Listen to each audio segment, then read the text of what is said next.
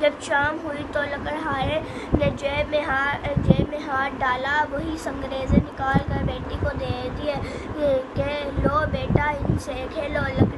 لڑکی نے لے کر ایک کمرے میں پھینک دیے۔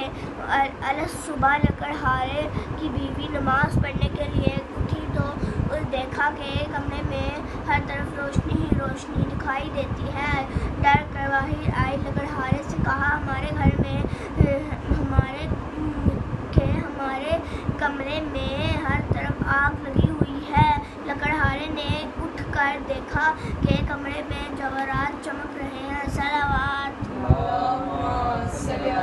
محمد والے محمد۔ اس پر اس نے چادر ڈال دی۔ صبح ایک ہیرا لے کر جوہری کے پاس گیا اور کہا کہ یہ ہیرا تم خرید لو اور اس کی قیمت مجھے دے دو۔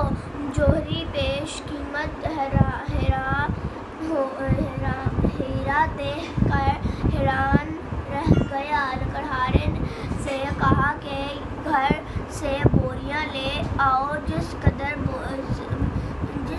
تم سے اٹھائی جائیں بھر کر لے جاؤ، یہ اس ہیرے کی قیمت ہے۔ لکڑہارے نے جس قدر بوریاں اٹھائی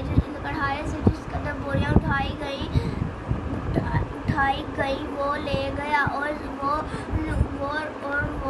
زمین خریدی جہاں مولا مشکل کشا نے اسے سنگریزے دیے تھے۔ صلوات اللہم صلی علی محمد والے محمد۔ اس نے وہاں ایک نہایت ہی شاندار محل بنوایا جس میں نہایت آرائش اور آسائش کی زندگی بسر کرنے لگا۔ ایک دن لکڑہارا اپنی بیوی سے کہنے لگا کہ اب مجھ پر حج واجب ہو گیا ہے، میں حج کرنے جا رہا ہوں، میرے بعد ہر مہینے مولا مشکل کشا کا ختم ضرور دینا۔ چند دنوں کے بعد لکڑہارے کی بیوی نے اپنی بیٹی سے کہا جاؤ 7 قسم کی مٹھائیاں لاؤ، اس پر مولا مشکل کشا کا ختم دلائیں۔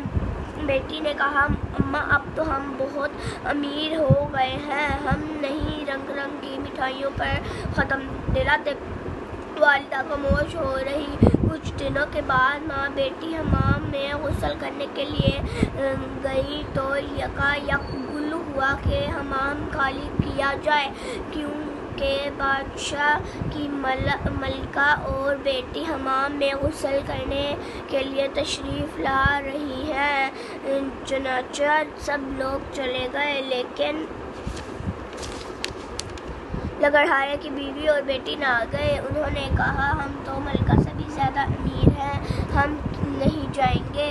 اسی اثناء میں ملکہ اور شہزادی حمام میں تشریف لے آئے۔ انہوں نے سنا ہوا تھا کہ ایک لکڑہارا بہت ہی امیر ہوا ہے۔ جب لکڑہارے کی لڑکی حمام سے نکلی تو شہزادی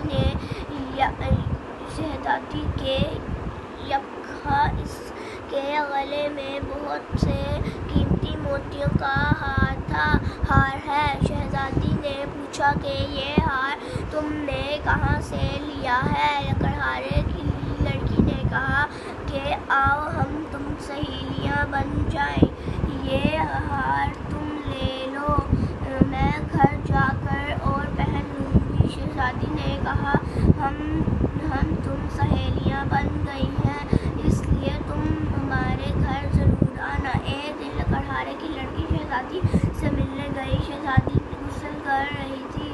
جب غسل کر کے باہر دیکھا